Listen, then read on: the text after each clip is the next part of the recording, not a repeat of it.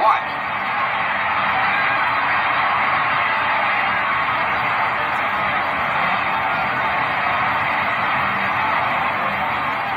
Roland, still plenty game, will punch off the ropes and counter with his own right.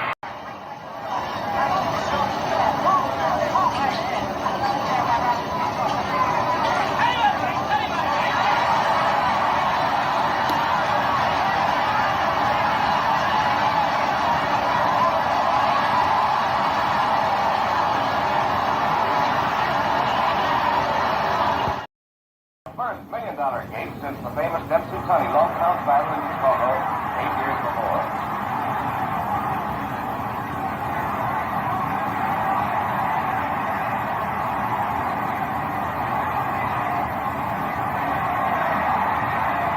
Everyone's stunned by the fury of Lewis's attack.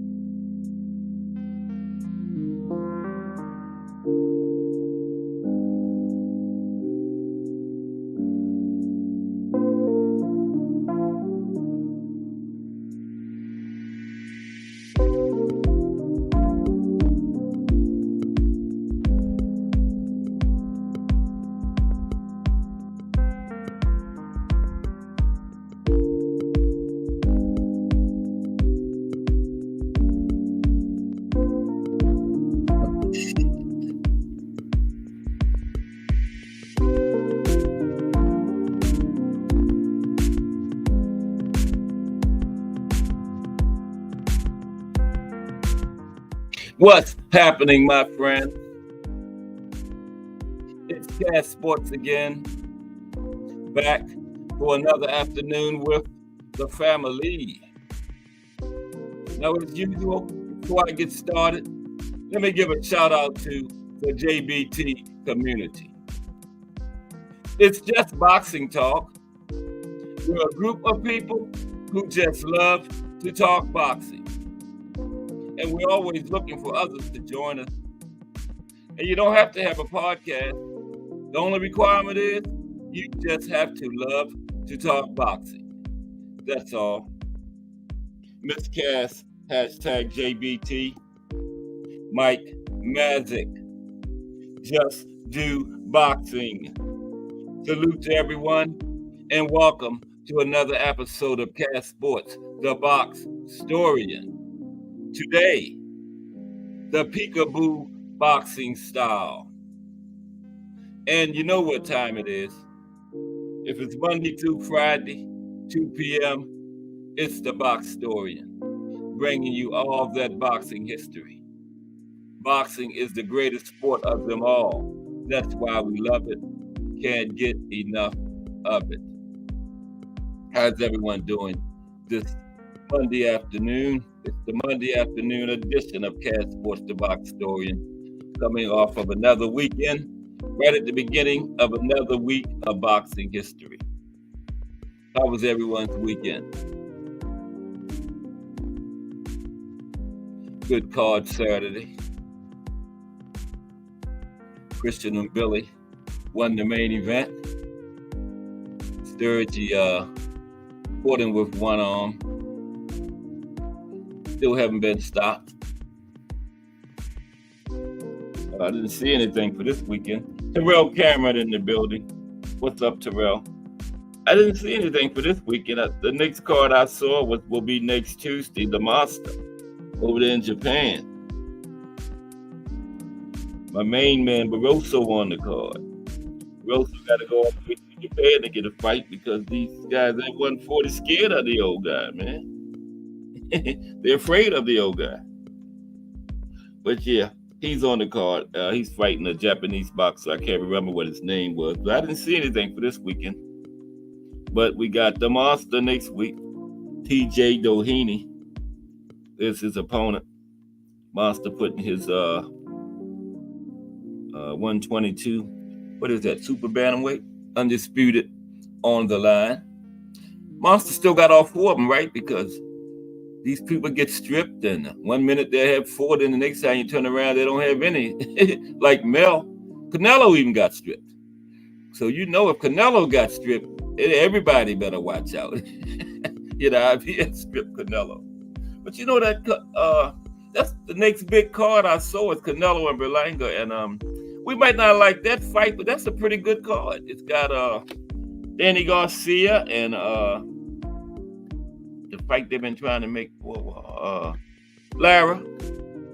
Danny Garcia and Lara on it, and Caleb Plant. He's going up against a pretty good fighter. Can't think of his name, but Caleb is on the card. Rolly makes his return since he lost his belt to Pitbull. Yep, Rolly's on the card.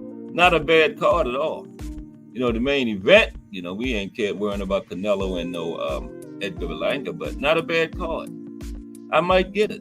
I don't know. But that's not that far off. That's the next big one. I didn't see anything for this weekend. Then we got one next Tuesday on the 3rd, the Monster. And then we got one next Saturday, but it's no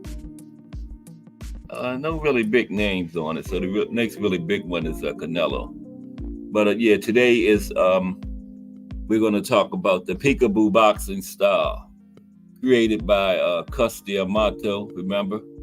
And Mike Tyson was his most prized pupil, but Mike wasn't the first one that Cus taught that style. The first one was Floyd Patterson way back in the 50s. You know, Floyd was an Olympic gold medalist and a 2-time heavyweight champion. So yeah, but yeah, the peekaboo style, it's more of a defensive type style. You know, tuck them hands up by your cheek and arms in. Come on forward. You know, you can get in there close to your opponent and not without a lot of risk. We're going to talk about it though, but let's see what we got coming up this week. You know, we're going to get started. We always wait till about 2:30. Get some more of my people time to get here. There's D1 back in the building. What's up, D1? From the Angry White Men podcast. D1 and William Old School of Rant had another fire show Friday. Salute D1. But coming up this week on Cast Sports, we have today, of course, is the what is today again? The peekaboo boxing style. Then tomorrow we are going to talk about I got like 16 champions that retired undefeated, you know, like Floyd, Layla Ali, Rocky Marciano, Ricardo Lopez. Yeah, we're gonna got 16 world champions that retired undefeated. That's what we're gonna talk about tomorrow. And then Wednesday show comes out of the chat. It's brought to you by Remo again this weekend. It's going to be some of the biggest upsets in boxing history. You know, Buster Douglas and Mike Tyson is on that one.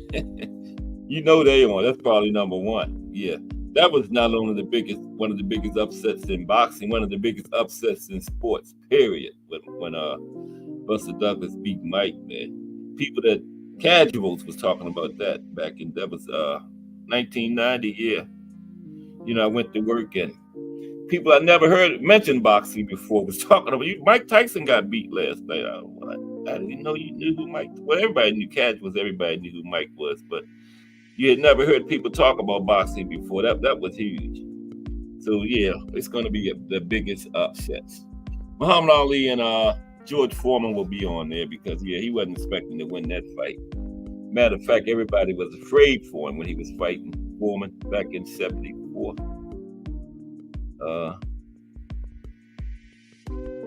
Yeah, I can't believe that either, D1, that Tyson and Jake Paul. I don't even know how Mike Tyson got a license.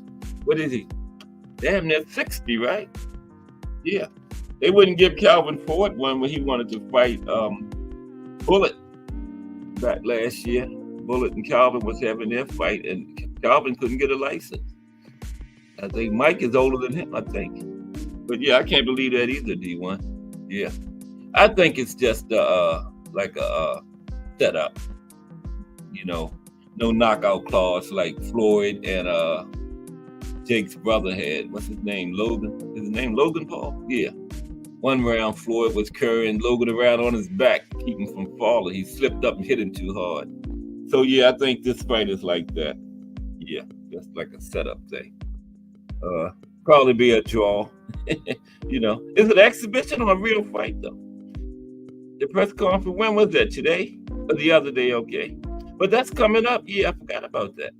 That is coming up. Mike Tyson and Jake Paul. Yeah. And that's not a bad card, though, because guess who's on that card? Katie Taylor and Amanda Serrano fight. It's the co-main. Yeah. So that should be the main event. If I would get that card, it would be for that fight. Katie and Amanda Serrano rematch. Yeah. That's the main event anywhere in the world. So, but I guess you can't put Mike Tyson as a undercard fight to anybody, no matter who he was fighting. So yeah, but that fight is on that card, so that makes it okay. That fight right there makes it a good card. It's an exhibition, Terrell. Okay, yeah, okay, yeah. But I'll watch it because I want to see Katie Taylor and Amanda Serrano. I thought Amanda won the first time. But that rematch is coming up. Yeah. So we're in good shape, though. As far as boxing fans. We don't have anything this weekend, but we got the Monster coming up next week, Tuesday. Of course, in Tokyo, Monster fights on Tuesday. Because that's their big day in Japan for fights. I asked. Like ours this Saturday. Yeah, theirs is Tuesday or Mondays. It's either Monday or Tuesday. I think it might be Monday. I'm not. It's Monday or Tuesday. Their big fight day. Like we think that's weird. They think Saturday's weird. Like why do they fight on Saturdays in the United States? Yeah. But it's a pretty good card. It's a lot of another championship fight on it. A lot of good Japanese fighters and Barroso. Like Just Do say, big hat / big watch. Barroso on the card. So that's worth it right there for me. All these guys at 140 running from the old guy. They trying to wait him out, Wait for him to get too old. But that power is the last thing that goes. Ask that guy Davis that he fought in that title eliminator about Barroso's power. Yeah, Barroso sparked him out in the first round, man. And it was a title eliminator. But guess what? Barroso never got his title shot. Isn't that crazy? They say he don't sell or something. So why put him in a title eliminator then?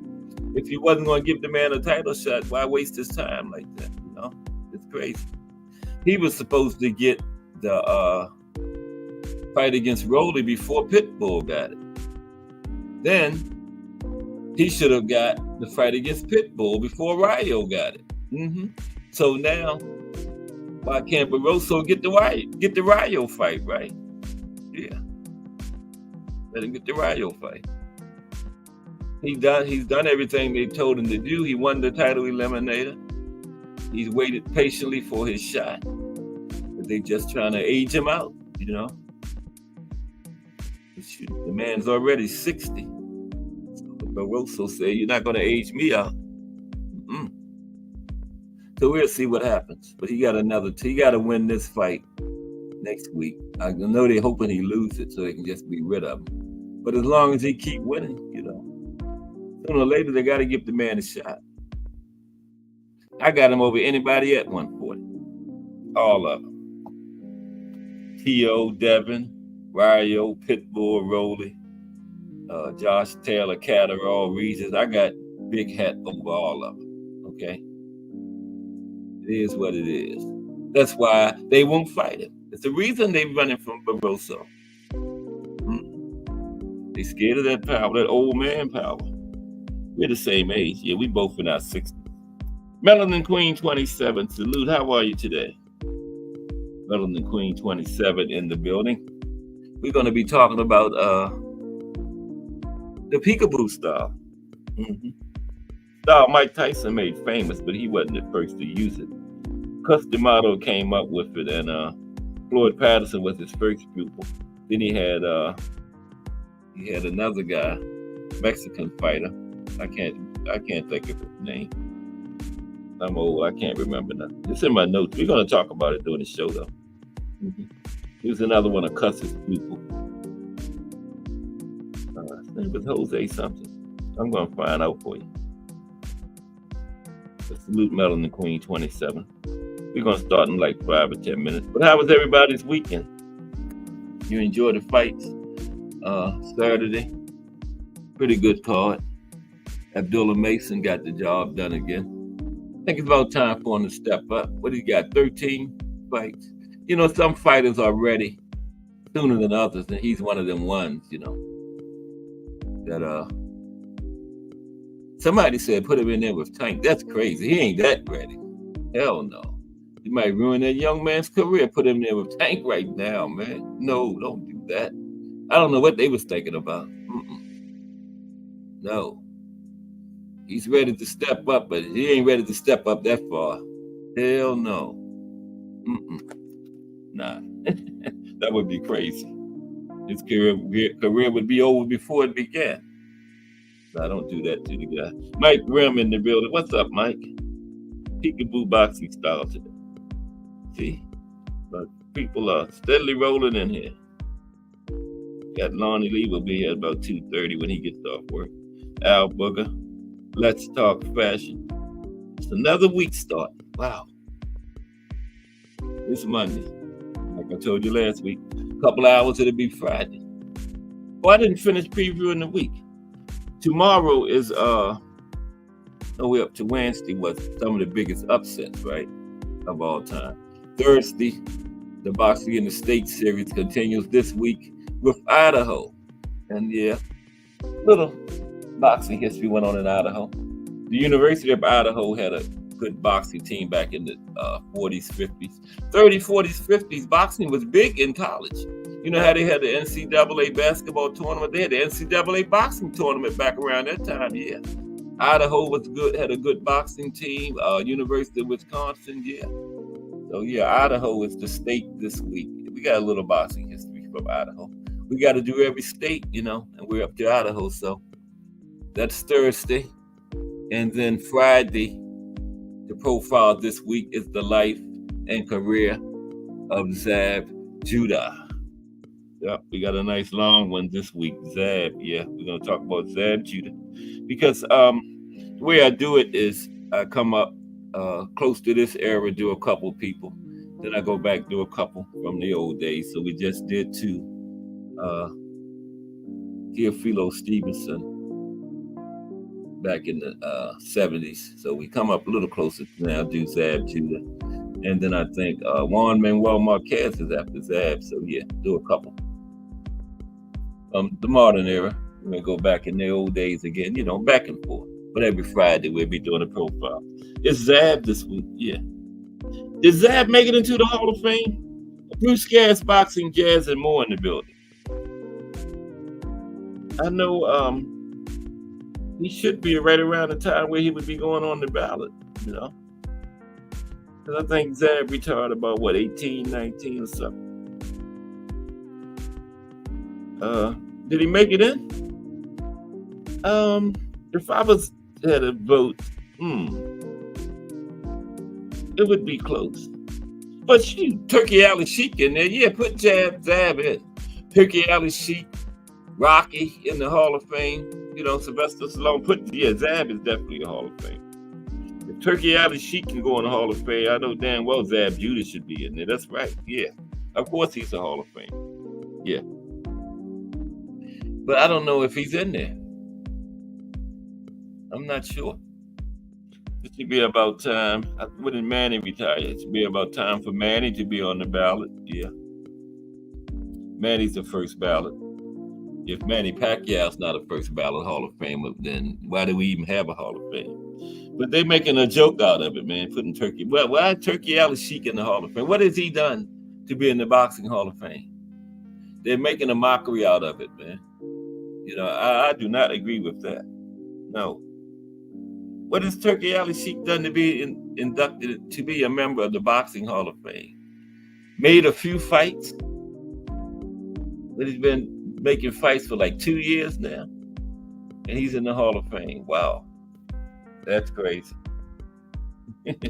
But he's in there.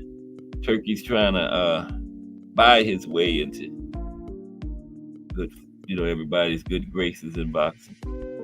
But you know, one time I thought he was good for boxing, but he's starting to look like he's bad for. He's making some good fights, man. But you know, putting him in the Hall of Fame and stuff like that, it's not. It's like making a mockery of it, man. You know, Hall of Fame is supposed to be for special people.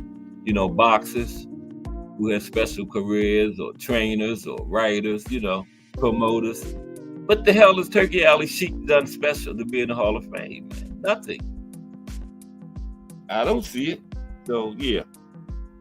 It just takes things down a notch in my eyes, man, you know. I mean, the Hall of Fame is, what does it mean to be in there?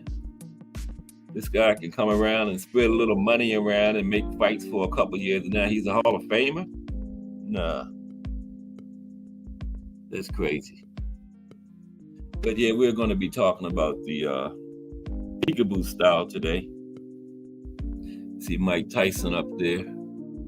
Custody Amato made it famous. And then, yeah, we're also going to talk about, after we finish with the peekaboo style, the backup plan today is how to fight against taller fighters, okay? We're going to give some tips on ways to fighters that's at a real disadvantage in the ring, real small guys against guys that got a big height advantage on them, some tips on how to fight against them. Like fight small or go to the body, punch your way inside, you know, stuff like that. And then we're going to talk about some of the tallest boxers of all time. I got a couple that's 7'4", a couple that's 7'2". I got, like, let's see, 1, 2, 3, 4, 5, 6, 7, 8, 9, 10 7-foot boxers. We're going to talk about 10 of them. The tallest, 7 feet 4 inches tall. Yeah, his name was Gojay Mitu. Yeah, old Gojay. Yeah, we're going to talk about them today too.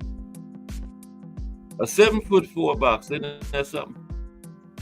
Will Chamberlain thought about getting. I thought that was crazy, but hey, Wilt might have fit right in there.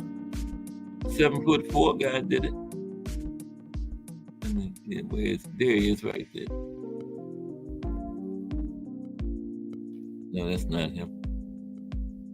Where you at, Gojay? Gogea. However you pronounce. There he is. Yeah, we're going to talk about him and some others. Yeah, I got 10 7-footers.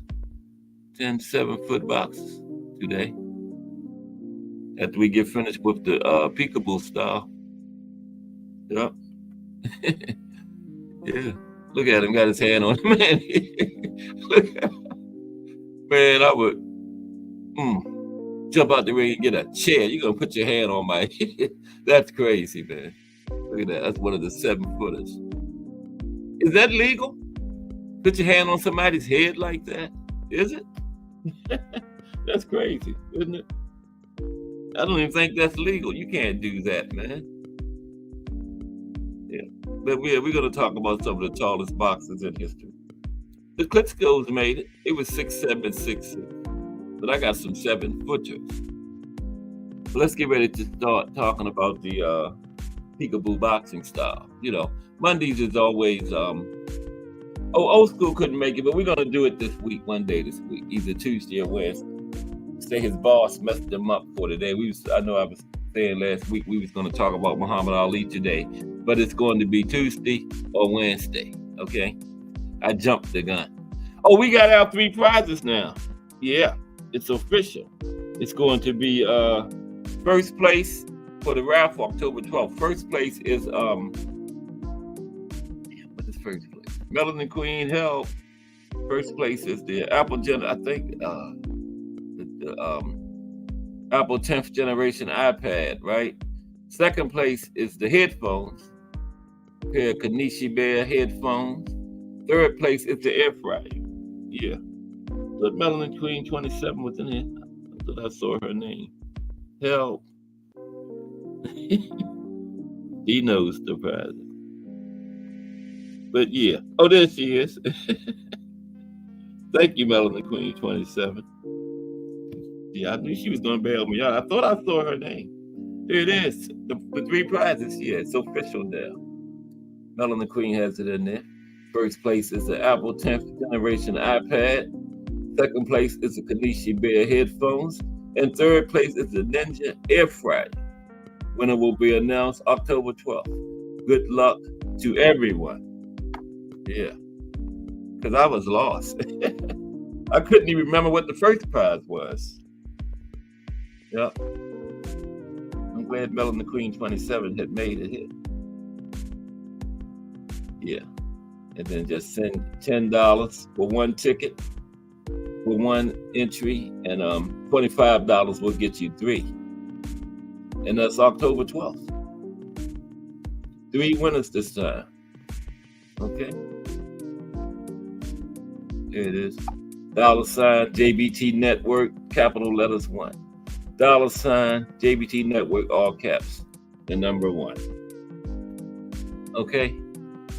And good luck to everybody. October 12th. You got plenty of time to get your tickets. Okay.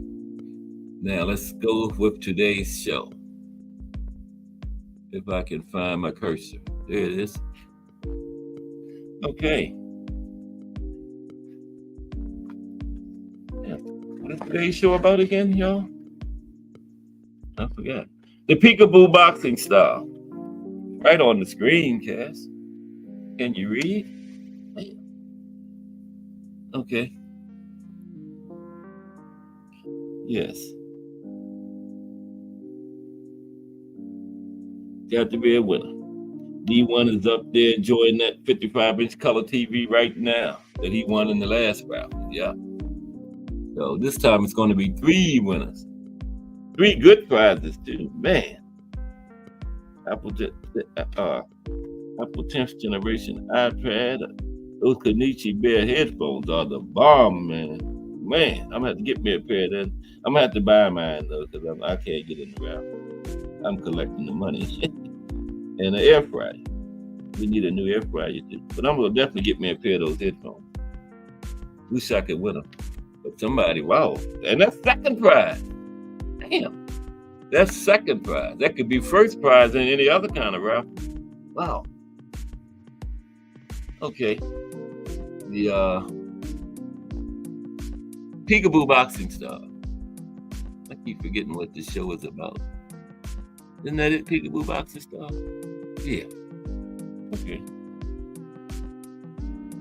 Now, peekaboo is a boxing style that's known for its defensive hand positioning, which is similar to the hand positioning used in the children's game of the same name. You know, peekaboo. They still play that. And the style involves holding the gloves close to the cheeks and pulling the arms in tight against the torso to protect the face. And the style also features a unique stance where the boxer squares up with their feet almost side by side, allowing them to move quickly and explosively in any direction. Okay?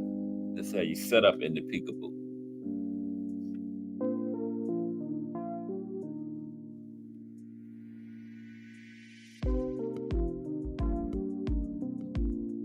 That was the picture I meant to have up there. Why did I have this up there? When I was telling you how to set up, I was supposed to have that up there. There you go. Yeah. See the hands near the cheeks and the arms by the sides. I don't even know where this came from. Okay. Yeah. But that's it right there. See it? Why didn't somebody tell me I had the wrong picture up there? Damn. Okay. Now, legendary boxing coach Cus D'Amato created the peekaboo boxing style, right? You know, Cus did. His most famous disciple, Iron Mike Tyson, popularized it. Now, it's an entertaining boxing style to watch, as it puts fighters in position to land fight-ending blows, okay? Now, when used, the peekaboo looks like an aggressive style, but it actually prioritizes defense over offense, right? It's a counter-punching style that emphasizes airtight defense as a fighter encroaches on an opponent's space. Now, this is how the peekaboo style works, okay? This is how it works. Now, Mike Tyson wasn't the first boxer trained by D'Amato to use the peekaboo style effectively at the highest levels of boxing. That honor goes to Floyd Patterson, who won an Olympic gold medal as an amateur and 2 heavyweight titles as a professional, right? The peekaboo style prioritizes constant defense while putting yourself in position to land hard punches, okay? It gives fighters complete freedom as far as movement is concerned, and it allows them to control the fight's pace while minimizing their exposure to attacks. Okay? Now, D'Amato designed the peekaboo as a defensive-minded system that allows fighters to control the pace of a fight. It effectively limits your opponent's defense while allowing you to get your shots off. That's a great style for people who like to close the distance and fight on the inside, okay? It allows you to throw effective counters. And to master the peekaboo boxing style, you'll need to understand D'Amato's philosophy when he created the system. Cus believed the ability to slip punches was the greatest tool in a boxer's toolbox, right? Slipping punches is one of the most challenging skills for boxers to learn, but D'Amato believed making the effort to master it was worth it. Now, the peekaboo system is designed for boxers skilled at slipping punches and head movement, since that makes their defense significantly harder to get through as they walk down their opponents.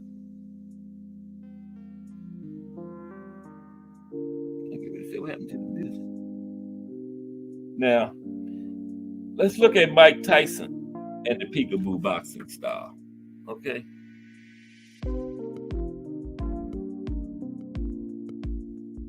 Mike Tyson and the peekaboo boxing style.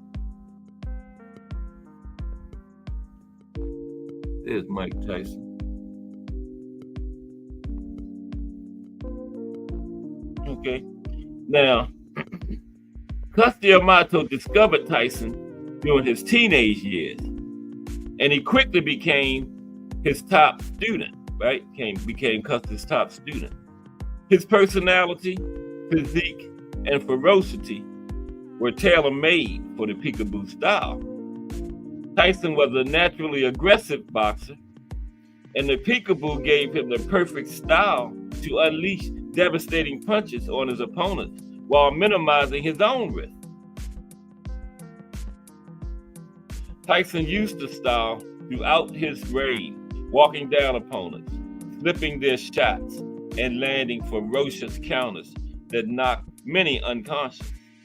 Now, while Tyson is best known for his devastating knockout power, his defense, particularly his ability to slip punches, his defense and counter-punching accuracy were equally responsible for his success inside the ring. Okay? Now, adapting the peekaboo style.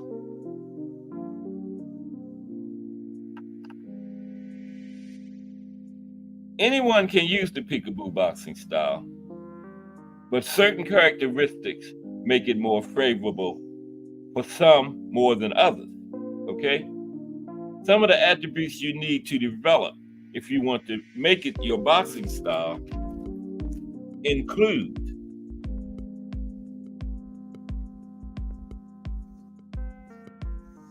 number one, fast movement, okay? Using a peekaboo boxing style requires you to be able to close the distance or increase it effectively. Close the distance or increase it effectively. It's a great style for shorter fighters who often find themselves going against taller, rangier fighters. And we're going to talk about that today. How to fight shorter fighters, how to pitch to fight taller fighters. Now, Tyson was short for a heavyweight, but the peekaboo style allowed him to make up for that with his explosive power and speed, okay? Now, taller boxers also have success with the style. For example, Floyd Patterson. But taller boxers generally move slower and have a more challenging time closing distances, okay?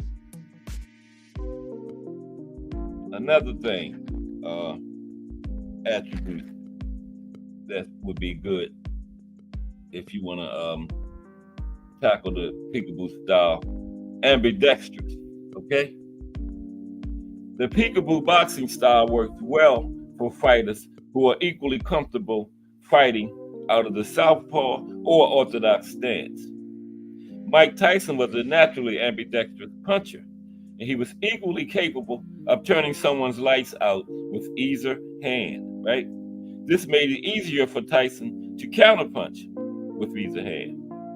He often used the Dempsey shift to set up his attacks. The Dempsey shift, this technique involves making a linear shift and a training step before taking a deep shifting step, followed by a massive straight from the rear hand, okay?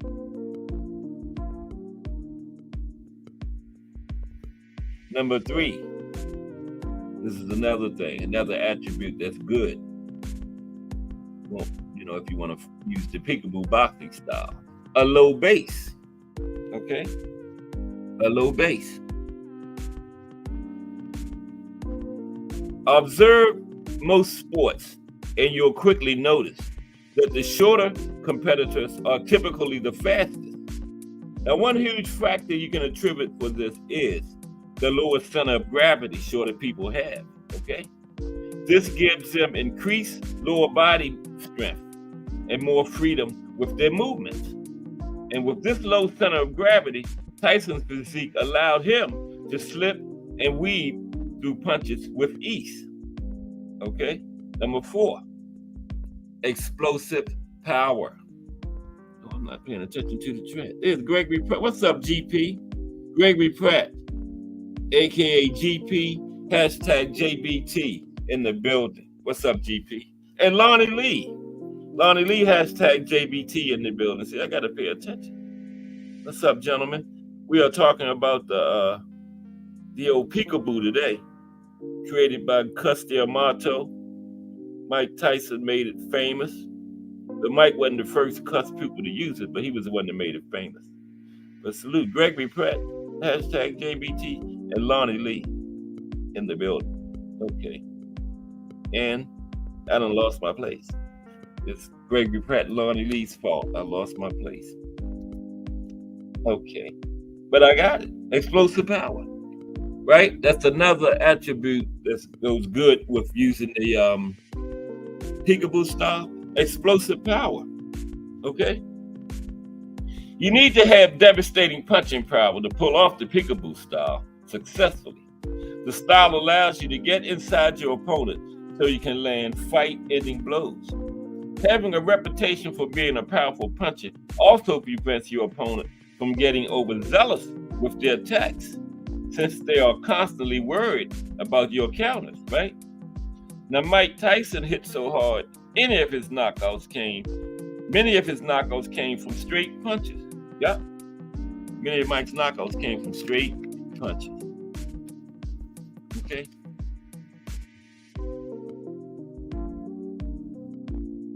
All right.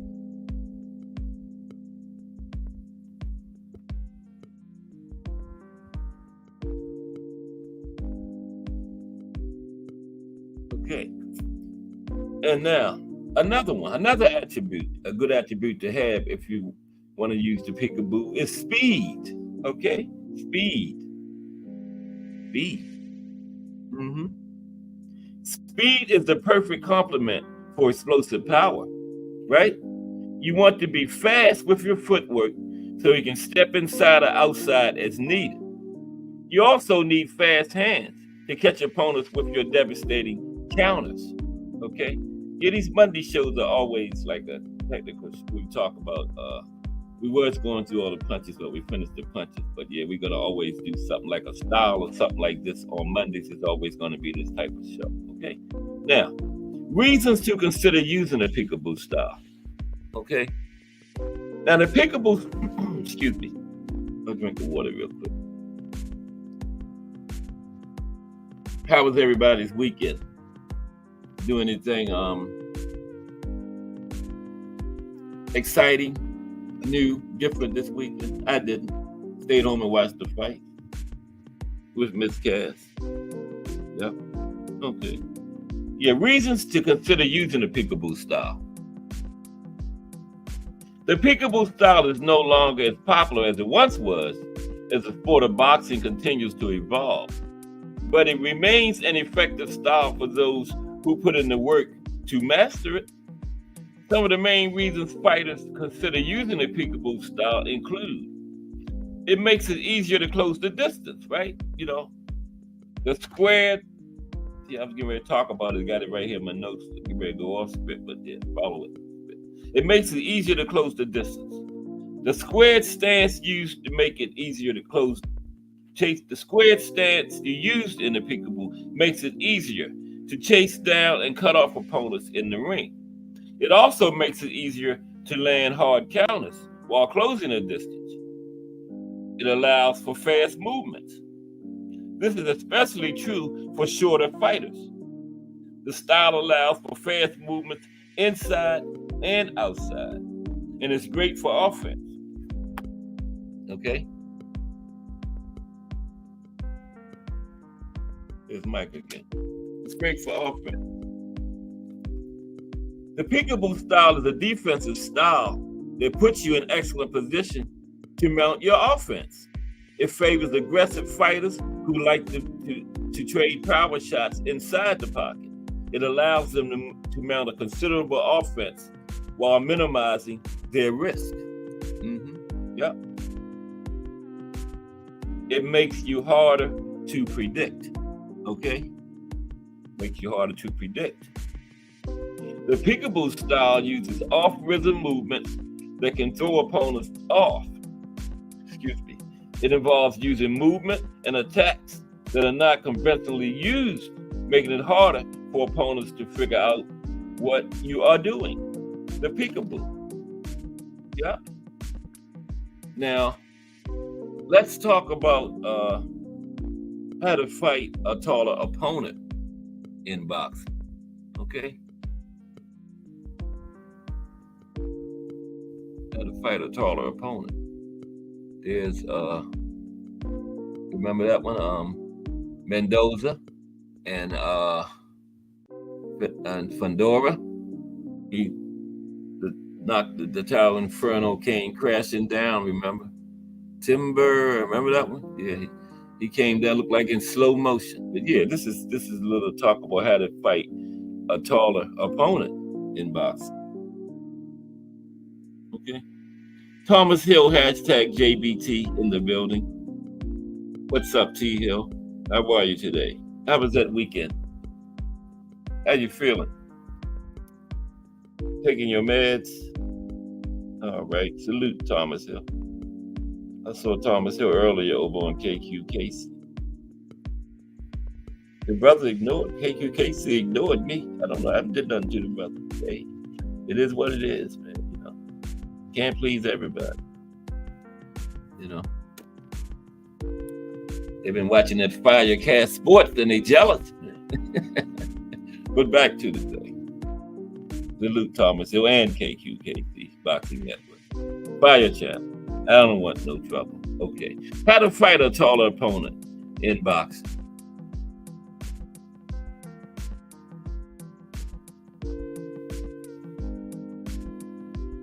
Now, in boxing, fighters are required to adhere to strict weight class limitations in order to keep the playing field fair. These limitations are there to ensure no one fighter has too much of a size and weight advantage over the other. Now, that being said, some fighters still enjoy a large height and reach advantage over their opponents. By coming in with less muscle mass and cutting water weight, they can tip the scales right at the limit. And if they know how to make good use of that height and reach differential, it becomes a major problem for whomever they are in the ring with. Now, make no mistake about it.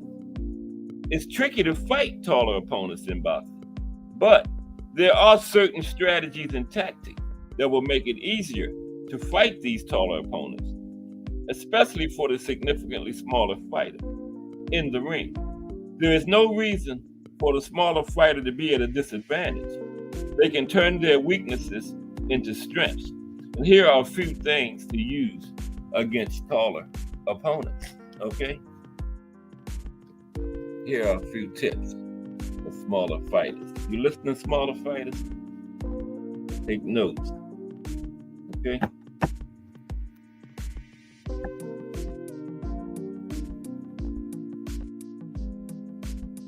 Okay, here we go. Here are some things you can do against those big guys if you're a smaller fighter. Oh, come on. Before I get mad. Okay, here we go. First, fight small, right? Fight small. See what he's doing? He's fighting small.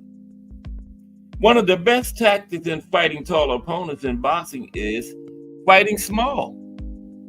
Okay?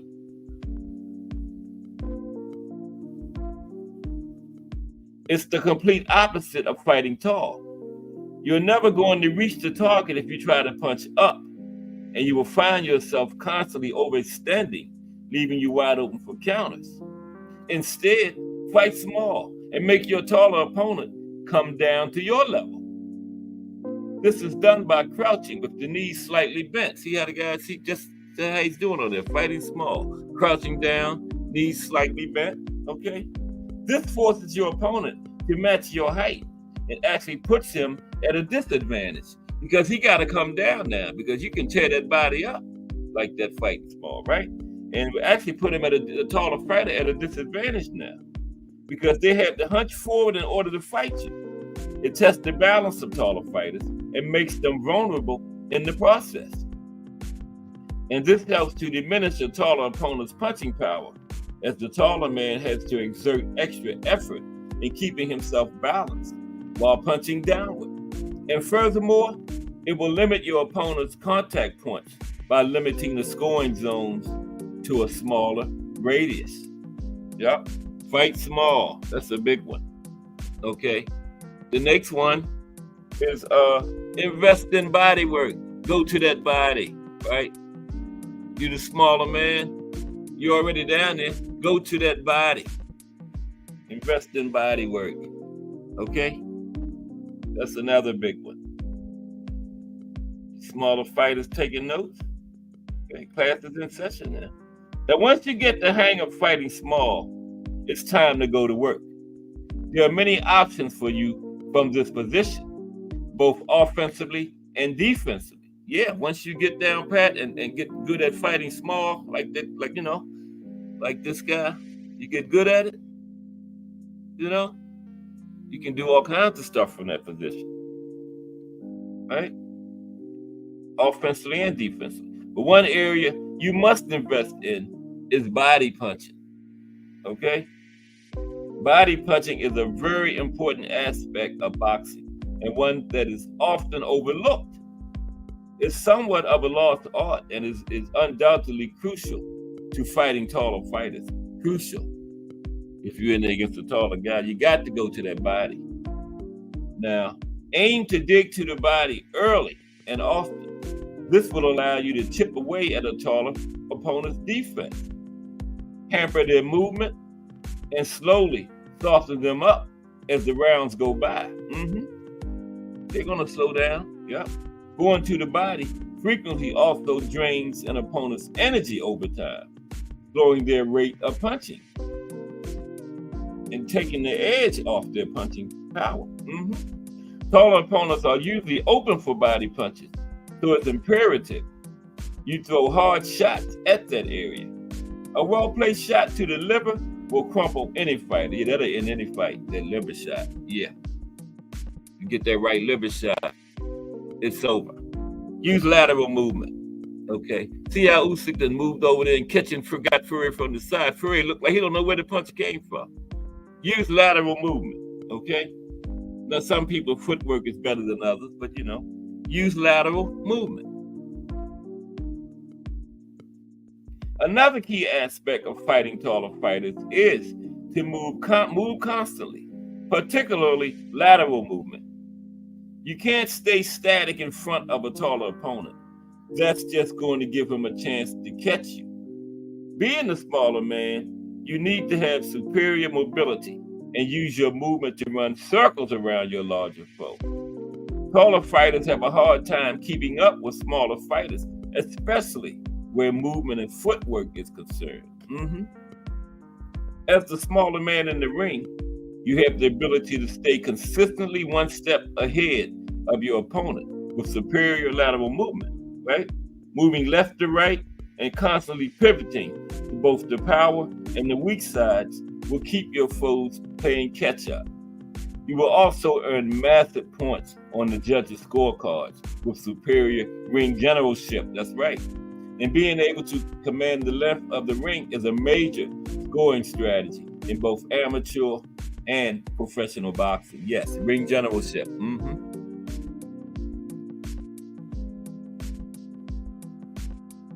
Okay. Can't be static in any phase in the ring. That's right, T Hill. 100%. Conversely, you don't want to move along the center line, meaning forward or backward. Right. You don't want to move along the center line. That is a very tall, short, whatever. Stay off the center line. A taller opponent can use his height and reach to catch you, to catch you, ready to stay on the center line. Instead, use angles to enter and exit your offensive set. Angles. Yeah, lateral movement, angles. See how Usyk, he done moved over to the side, and Fury, he don't know where that punch coming from. Look at that. And punch your way inside, right? Punch your way inside. Punch your way inside. Punch your way inside. Last but not least, don't forget your combinations when you attempt to enter optimal range. Okay? Combination, don't forget your combination. Combination punching while moving forward is key against a taller fighter who will attempt to keep you on the outside. Right. They're going to try to keep you on the outside. So use them combinations to punch your way inside. Like my man doing right there. See, he's coming right in behind that right hand. He's coming. Then he's going to follow with that left. Taller men want to keep you outside, but no. You got to punch your way inside. You got to fight small. You got to go to the body. You got to use lateral movement and punch your way inside, right? Make no mistake about it. Fighting taller fighters is hard, but it doesn't have to be. As the smaller man, you are at a disadvantage because you're constantly out of range. This just means you have to get within range. That's all. Because you're you're constantly out of range. This just means you have to get within range in order to do damage. And that comes with the risk of getting caught on the way in. But by punching your way forward and coming in the range behind your combinations, you keep the taller fighter on the defense and keep him occupied as you're coming in, right? As you put yourself in position to land your power shots. Always punch while moving. Don't just barrel in the range, willing to walk through the fire. Move your head consistently as you explode forward and look to throw your hands, right? Yeah. As you're coming forward, always punch. So let's review the smaller man. Okay. Fight small.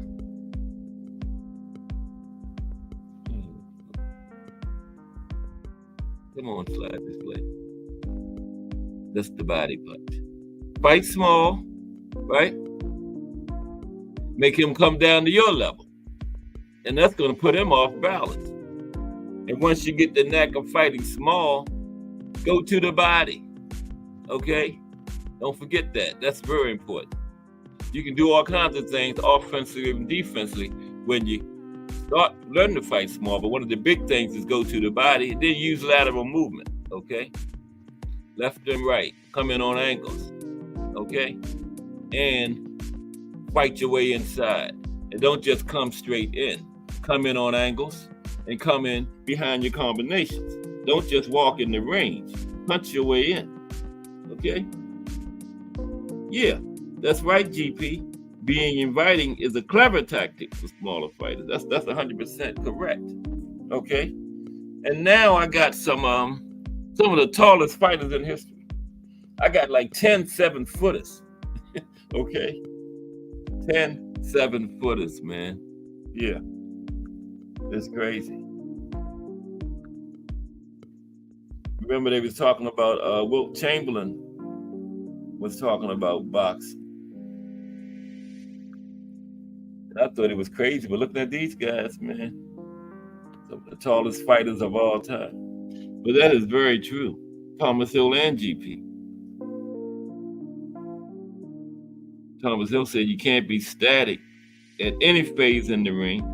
And GP says being inviting is a clever tactic for smaller fighters. Yes, 100% true. Yeah, don't forget the raffle, everybody. First place, 3 prizes this time.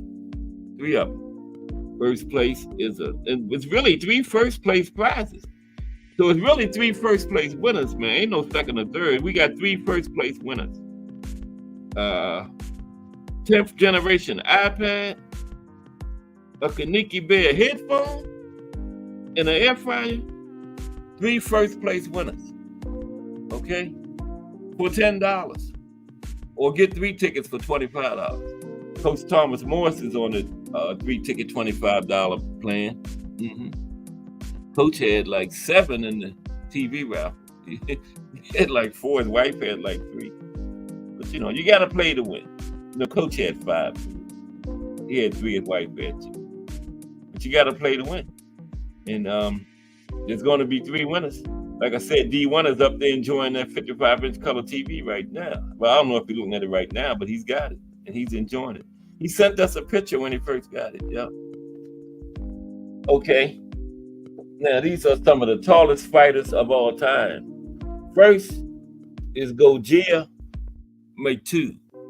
And I know that ain't how you pronounce the man's name, but hey. Gojia Maitu. And that's him. Look at that. He probably could have made more money playing basketball, but he loved boxing. So we're gonna talk about Gojia. As soon as I put his name in here, so y'all can figure out how to pronounce it, because I damn sure can. Oh, yeah. Yes. G-O.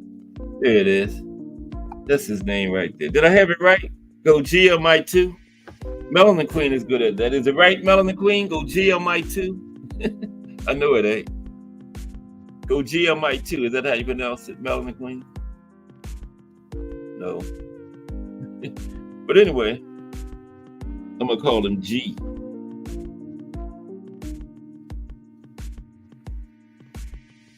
Oh, Melanin Queen says she's gonna win it. J Hardcore is in the. Oh, what's up, J Hardcore?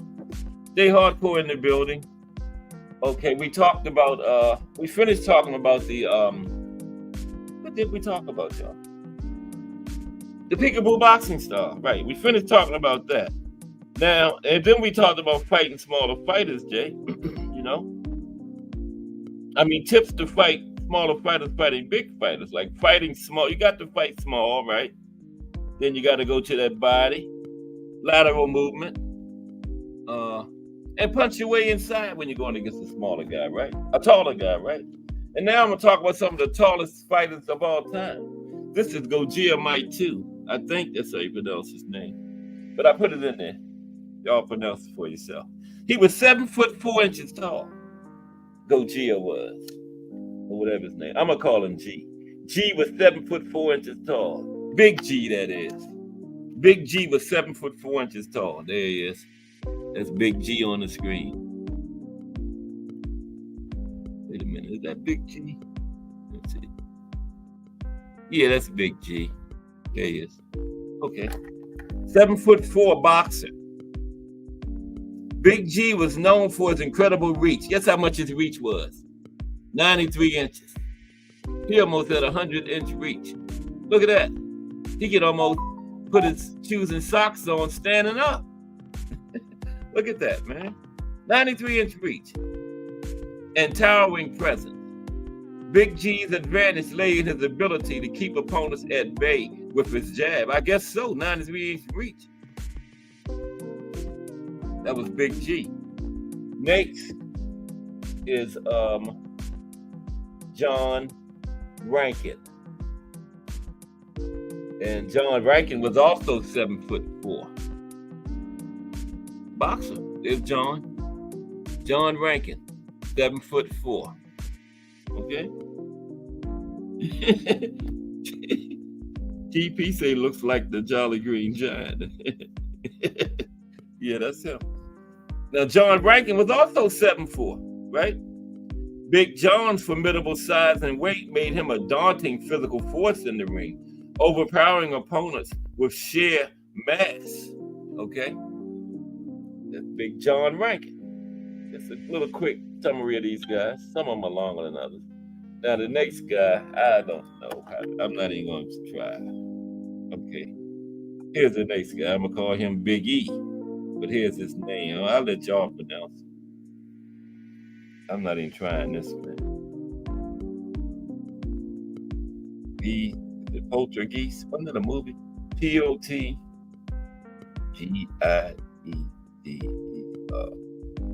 There's Big E. This is the next guy. What is it? Ewald Potgeide? Big E. Okay, there he is. That's him. Did I put him up there?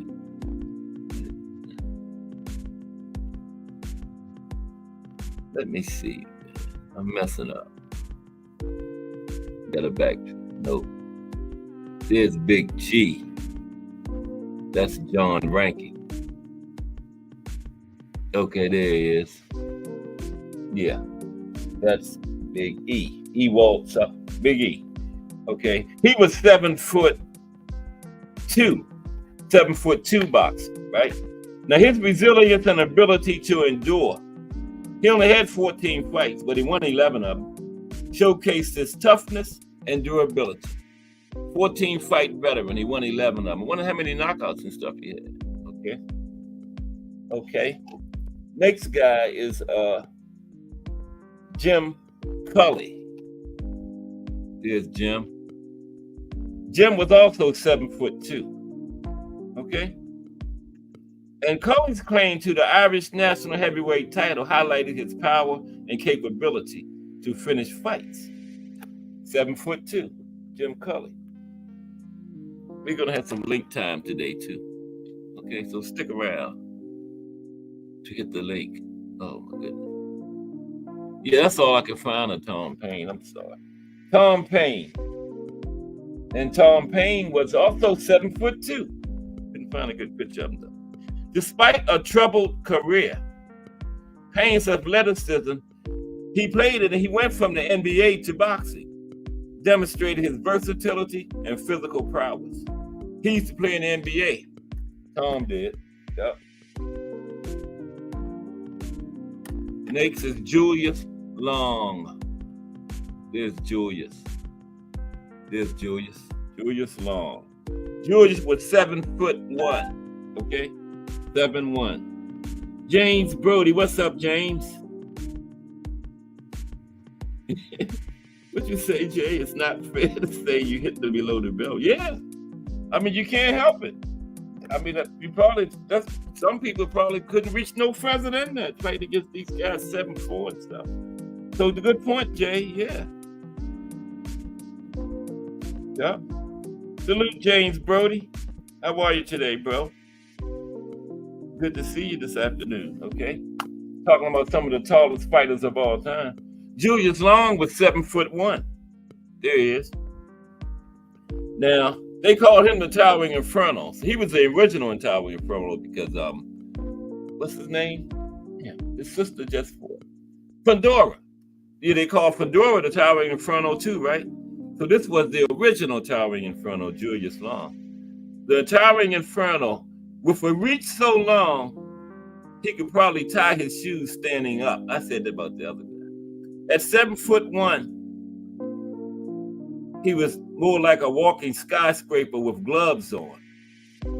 And watching Long fight was like watching a giraffe on ice skates. Awkward, bewildering, but somehow you just couldn't stop looking at him. He had a 90-inch reach. And it was supposed to be the ultimate game changer. And it was, just not in the way you'd expect. Instead of a barrage of unstoppable jabs, it often felt like Long was trying to gently shoo his opponents away, as if you're saying, please, kind sir, would you mind not coming any closer? Wow. 90-inch reach, though. Wow. Tie his shoes standing up. Nikolai Valuev is next. He sounds Russianish. There's Nikolai Valuev. Nikolai was, how tall was Nikolai? I didn't put it. Oh, 7 foot. Yeah, there it is. Nikolai was 7 feet, even. 7 feet even. Wow. Nikolai Valuev. Now they call him the towering behemoth of the heavyweight division, also known as the Beast from the East. With his imposing 7-foot frame, the demeanor of a man who perpetually lost in the supermarket, Valuev was, let's say, an acquired taste in the realm of boxing excitement. He was the most successful of the giants, a 2-time WBA heavyweight champion. But let's face it, watching him fight was like watching a glacier move. Impressive in size, but you might fall asleep waiting for the action. Valuev, sometimes called the gentle giant too. So gentle, his fights were like lullabies. You tune in for a boxing match and end up with a bedtime story. Critics might say his opponents were more bewildered by his size than beaten by his skill. It's like they were thinking, do I hit him or do I ask him for a weather report up there? Oh man, a little fun today. Do I hit him or do I ask him for a weather report up there? Okay, he was 7 foot.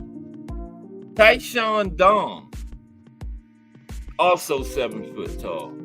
There is Tyshawn, also 7 feet, 7 feet even. Yes, 7 feet even, Tyshawn Dong. Now, he had a diverse background in sports, contributed to his athleticism in the ring, making him a quick learner and an adaptable fighter. Okay, Tyshawn Dong. 7 feet even. Wow. Next, we're going to get into some people we didn't heard about soon. Marcellus Brown, another 7-footer. Yep, there's Marcellus. Wow, look at that, man. Damn. Yeah, you're right, Jay. It's not fair to say you hit him low. Where else the guy gonna hit him at? He can barely reach his head, his face. Yeah, he was 7 foot. Marcellus Brown. Yeah, we're gonna have some late time too. About 3:30, I guess. Now, despite a challenging career, Brown's experience against top fighters like Tommy Morrison showcased his resilience and determination. Was in there against Tommy Morrison. Okay. He didn't say whether he beat him or not, but he was in there. Gil Anderson. I know a guy named Gil Anderson. This ain't him though, because he damn sure ain't no 7 feet. This Gil is also 7 feet. 7 feet even. Gil Anderson. There's Gil. Okay. He only had 2 professional fights, but he won them both by stoppage. His power was a standout feature, overwhelmed both of his opponents early in the fight. Yep. 2-0 with 2 knockouts. 100% knockout rate. Go ahead, Gil. Right up there with Virgil, not 100 no more. Up there with Better Be Ed, 100% knockout rate. 2-0. Gil Anderson. Vitaly Klitschko made it. He's 6'7". There he is. Vitaly Klitschko coming in at 6'7". The oldest of the Klitschko brothers. Vitaly's the oldest, right? Yeah. Now, Klitschko's disciplined approach to maintaining his weight and his Ukrainian knockout power and confidence made him a consistent and dangerous heavyweight champion. Vitaly Klitschko, 6'7". Yep. Jess Willett. Jess was 6'6.5". There's Jess and Jack Johnson. There was a fight down there in Cuba, remember? They say that Jack Johnson threw that one. That's what they say. But Jack went to his grave saying Jess really beat him, you know. But there's Jess and Jack Johnson. Yeah. Now, Jack Dempsey fought Jess Willett, and Jack Dempsey was only like 6'2", and he just beat Jess Willett. Just beat him like a stepchild, man. He beat him so bad they tried to say Jack Dempsey had something in his glove. He messed his face up so bad. This big guy, yeah. But that's Jess Willett and Jack Johnson right there. The first black heavyweight champion. And then, you know, when Jack got the championship, he used to have to fight for the colored championship with the rest of the black fighters. So when Jack won the heavyweight championship, all the black fighters would say, "Oh, we're gonna get our chance now. Black man got it." But then guess what? When Jack won the heavyweight championship, he stopped fighting the black fighters. He started using racism against his own race. And they would say, "Well, Jack forgot where he came from." But yeah, Jess Willett, 6'6.5". Willett's sheer size and strength were his most significant asset, allowing him to overpower and outclass the legendary Jack Johnson for the heavyweight title. Now, they say Jack threw that fight, but Jack said he didn't. We talked about that when I talked about Teofilo Friday. Remember when we did a little history on Cuba? Yeah, that was one of the fights in Cuba. Next is Vladimir Klitschko, the younger brother. He's 6'6". He's an inch shorter than his older brother. Vitaly is 6'7". Vladimir is 6'6". There's Vladimir right there. Yeah, that's what they called us back then, Jay. We was the colored. They had the colored championship, remember? Yeah, because they wouldn't let the black fighters fight for the regular one, so they invented. They had colored championships in every division too, not just heavyweight. Yeah, they had them all the way down every division. Yeah, and then finally Jack Johnson broke through and got the regular heavyweight title, and then he stopped fighting the black fighters. Yeah. Yeah, Jack did. Yeah. But Vladimir Klitschko, 6'6". Okay. Quarter after. Only been on here like 10 minutes. So it was like 2:15, 3:15 minute time. Just do boxing coming up in about 45 minutes. Vladimir Klitschko, the man who turned heavyweight boxing into a lullaby session. With his PhD in pugilistic sleep science, Dr. Steelhammer had a unique talent for making fans worldwide reach for their pillows. His strategy, a jab felt like it could go on a doctoral dissertation, and a right hand that when it finally decided to make an appearance was like a plot twist in a very slow-burning novel. Vladimir's reign over the heavyweight division was so long, not because no one could beat him, but because opponents often fell into a deep, restful sleep by the 7th round. And let's not forget his clinch. If boxing had cuddle championships, Klitschko would be the undisputed all-time cuddleweight champion of the world. He had a serious jab, and Vladimir wouldn't hesitate to go into that clinch. Mm-hmm. He didn't fight inside; he would clinch in a minute. Yeah, but he was second to Joe Louis at heavyweight as far as reign. Actually, Vladimir had the belt longer than Joe Louis, but Vladimir was broken up into 2 different reigns. He had it, then he didn't have it, then he got it back. He had the longer reign, but Joe Louis was consecutive. So Joe Louis gets the nod because his was 12 straight years. Vladimir had 12 years and some months longer than Joe, but Vladimir was 2 separate reigns, okay? I did that last week, the longest reigns, brought to you by Remo, remember? But Vladimir deserved honorable mention because he was number 2. Okay? Primo Carnera. He was a mafia-controlled fighter back in the 40s. Primo was 6'5" and a half.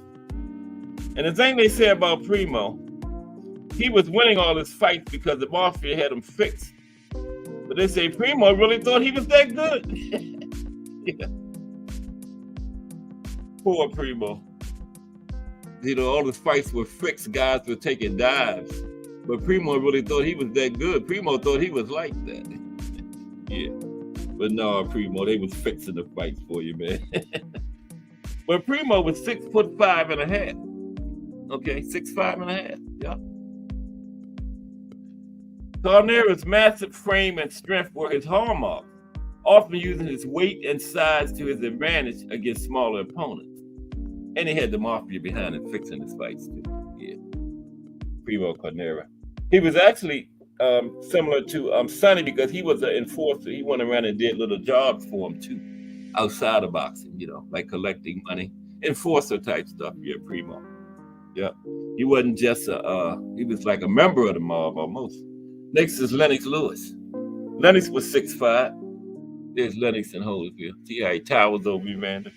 Yeah, Lennox was 6'5". Mm-hmm. Yeah. Lennox, oh, you like that, Jay? Cut away.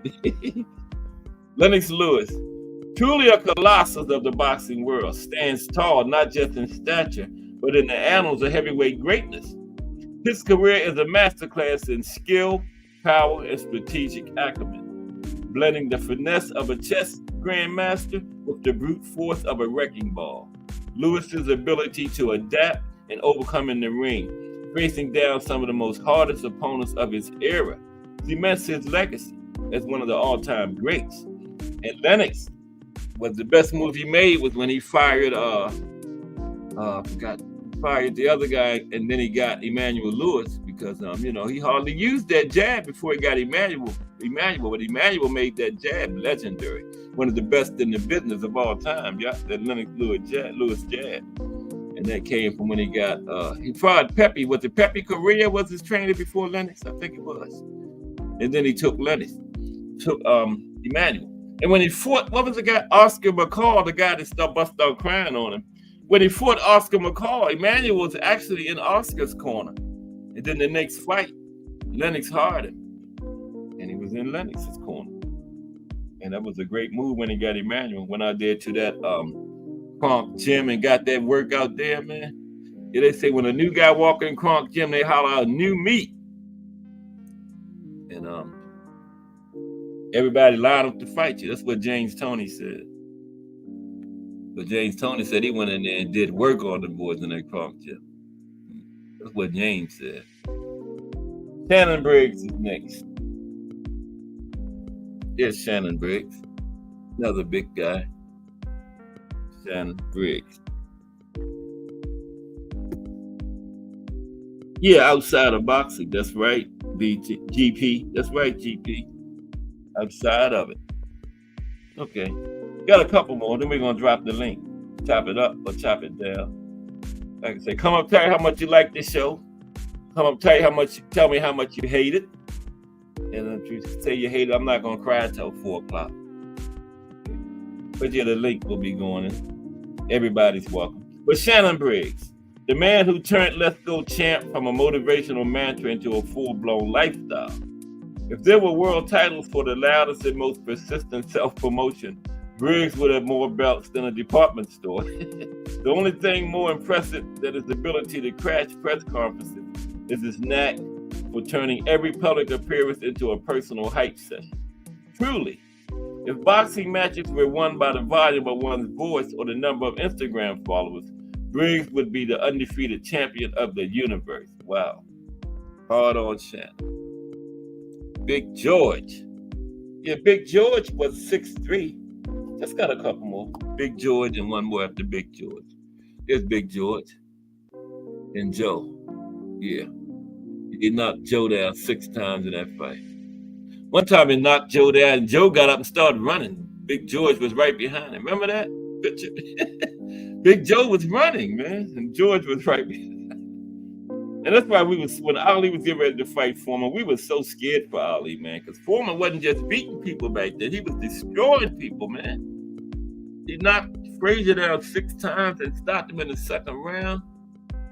And, then we was like, what is Ali going to do against that monster, man? But Ali went in there and roped that dope. Put that rope-a-dope on it. Yeah. Foreman's legendary power, both in his prime and during his comeback, made him one of the most feared punchers in boxing history. A legend, all-time great. Enough said. And when George, his first reign, then he came back in 87, it was like he wasn't even the same person, man. Because in the 70s, he was just this mean guy. He was a tough interview. He didn't like talking. Then he came back in the 80s and smiling all the time. And it was like, is that the same George Foreman? It was just like 2 different people, man. It was really weird. If you lived through that period, man. Yeah. It was like when he came back, it wasn't even the same George Foreman. It was just crazy. This is the last one. Sam Peter. Get up there, Sam. Or I just dropped the link. Forget about you. There's Sam. No, that's not. That's Shannon Briggs. I went backwards. George Foreman. There's Sam. Okay. Sam Peter. The Nigerian Nightmare. Okay. It's more like the Nigerian nap time for anyone who expected a nuanced display of the sweet science. This man was hyped as the second coming of Mike Tyson, but the only thing they really had in common was a fondness for black trunks. Peter had a right hand that could ostensibly knock a horse unconscious, but that's only if he could actually land it without tripping over his own feet.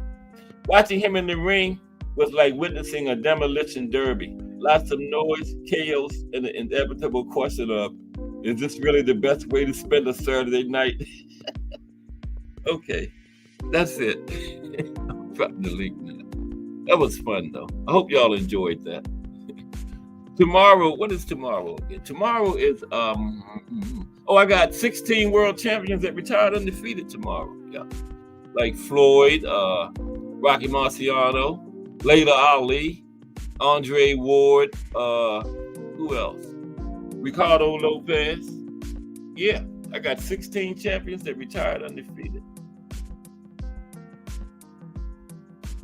Yeah, yeah, GP, he was laying them punches on him when Ali was on them ropes, man. I don't know how Ali stood up under that. Angelo Dudley was, get off the damn ropes, get off the ropes, Ali. But Ali said, I got this, man. I got this. There's Old School. What's up, Old School? Me and Old School got a Muhammad Ali show coming this week, I think. He said his boss messed him up for the day. So we're going to get it done. Yeah.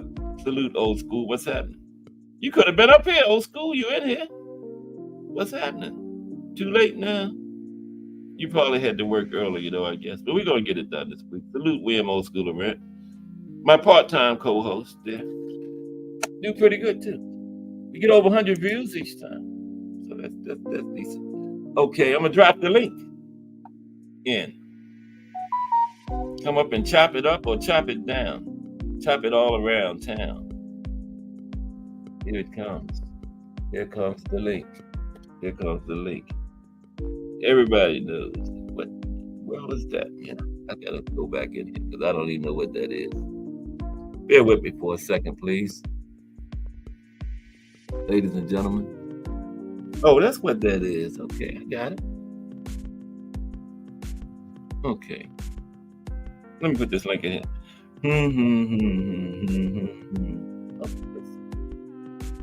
Bear with me. What am I doing? Oh, I'm putting the link in.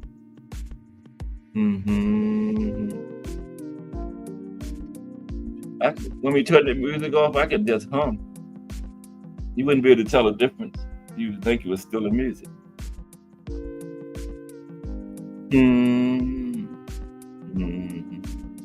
Okay, here's the link coming. Don't say nothing, Miss Cass. You were like, please don't. Please leave the music playing.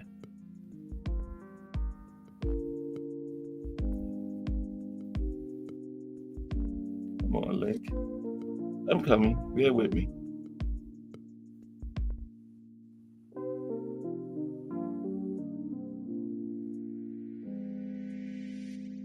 How's everybody today? We starting another week off of boxing history. Another JBT week. We J Hardcore at 8 in the morning in the hangout. Cass Sports at 2. Just Do Boxing at 4. BBO Boxing TV at 8. The Rise Podcast at 9. But Friday is Friday is crazy. J Hardcore 8 o'clock in the morning. We got the Casuals at 10.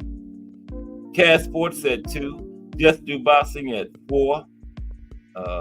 J Hardcore back at the hangout at 8 with the Friday night hangout. The Rise Podcast at 9 and the Angry White Men at 10. We trying to get every day like Friday, Every day, all day long, JPT. Okay, here comes the link.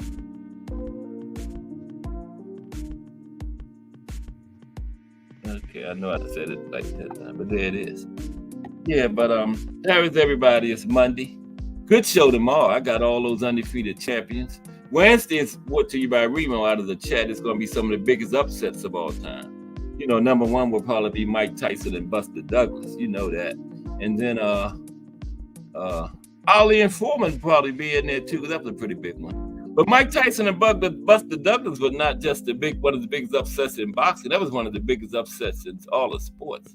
Right up there with that 1980 U.S. men's Olympic hockey team beating the Russians. Remember what they call it, the miracle on ice? But that was a miracle in the ring when Mike Tyson Buster Douglas beat Mike Tyson. I told you I went to work the next day. People that you never heard talk about boxing was talking about that. Like Mike Tyson got beat last night. I'm like, what? You watch boxing? But that was just one of them things. Everybody was talking about that, man. Yeah. Went over there to Japan. He took him lightly. Buster put him to sleep. Didn't just beat him, stopped him. Down for the count. So that'll probably be on there tomorrow. Wednesday, some of the biggest upsets. What else? Ali Foreman probably. A few others. Yeah, got some good ones for you. Some way back. Oh, Max Melling and Joe Louis won. Max Melling wasn't expected to win that one. No. Max Melling, Joe Louis won. Yeah. Max wasn't expected to win that, but Joe didn't play with his food in the second one. Joe got him out of there in the first round. And the second one was a big fight because, the Nazis was over there flexing World War II was coming in. Joe Louis got called to the White House by the president, and the president told him how important it was for him to win that fight. So Joe Louis had a lot of pressure on him, so he got Max out of there in the first round, man. Yeah. Yes, he did. He did not play with his food. Trump, what's happening, Trump? Trump in the building. All right. They almost pulled off a huge upset knocking down. Anyway, oh yeah, that one. Yeah, that just happened. Trump, remember? Yeah. We got anyway coming up next Tuesday. Yep. My main man on the card. We the same age, me and Barroso. Yep. He in his 60s. And all them guys at 140 scared of a 60-year-old man. Old enough to be their grandfather. They should be ashamed of themselves, man. Give Barroso his title shot. Barroso should have got the shot before Pitbull. He should have got the Rolly fight before Pitbull. Then he should have got the fight with Pitbull before Rayo. So let that man get in there with Rayo. I got Barroso over anybody at 140. All of them. Devin, Ryan Garcia, Tio, Regis, Jack Catterall, Subrio Matias, Pitbull, all of them. I got Big Hat / Big Watch over all of them. Barroso. That's why they won't fight him. They're scared of him. They try to age him out. Wait for the man to get old. They don't want to fight him. Yeah. But Big Watch. Barroso won the title eliminator. Excuse me. Then they say he's not a draw. Why you put him in the title eliminator if you wasn't going to get a man the title shot? Yeah. That's crazy. Justice for Barroso. Give that man his title shot. He's done everything asked of him. Okay? Waited patient. Trying to age the man out. But the man in his 60s and still got that power, so I don't think he's going to age him out. So you might as well give him a shot. They're scared that he's going to win a title and nobody wants Barroso holding their belt. You know, you don't bring... Boxing is follow the money now, you know. Turkey Alley Sheik in the Hall of Fame. They're making a mockery of it, man. That's Turkey Alley Sheik in the Hall of Fame. I thought you had to be special, you know. Like a great boxer, you know. You know what I mean? Not Turkey Alley Sheik, T. Hill. Right? Ali Sheiki. He's in the Hall of Fame, right? Yep. What is he doing in there? How did that happen? Well, you know, man. I mean, what is the reason? What is the reason? It's the anti-PVC movement, man. You know, anything that's against the PVC, they're gonna sanction it. Hey, is Zab Judah in there, T. Hill? He should be. I don't know if he is, but he definitely should be. I think he was just ready to go on the ballot or something recently. I think. I'm not sure. But you know, we could fact check that one. I don't know if he is, but it's 5 years, right? Yeah. Did they change it from 5 to 3 years, the waiting time? I think it's still 5. Still 5. Sure. So Jab been out 5, hasn't he?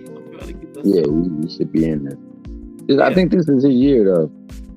I think so. I think he just get ready to go on the ballot. But if Turkey Alley Sheik in there, every boxer should be in that shit. You know what I'm saying? Yeah.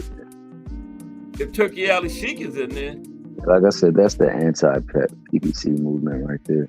Yeah. Anything that opposes or does something opposite of the PVC, right, they're gonna force feed the folk. I don't know what Al Heyman has done to like make people so opposed to him, but I don't know. He's doing nothing different than anybody else is doing. He's been just as good for boxing as Turkey Alley Sheik is. But I understand that they don't like to pay the fighters, so you know he gets his fighters paid. Yeah, you know his fighters absolutely love him. You got people who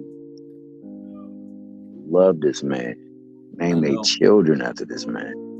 You know that guy T. Hill that always in the ring, he got the 2 sons. His name is Sam something. You know what I'm talking about? Sam Watson. Yeah, I used to think he was Al Heyman one time. Yeah, you probably would think so because he was often in there, but Al Heyman stay in the backdrop. I know. So you rarely get to see him. They got that one picture. I wonder how they got that. You know that one picture you always see of him, smiling from like the side. I wonder how they got that picture. That's the only picture I ever see of him. Yeah. But he usually, I don't know about lately. I don't know how he's been spending his time, but he's usually in a cut somewhere in his productions. So. Oh yeah. I didn't see anything for this weekend. I think the next card is Monster next Tuesday.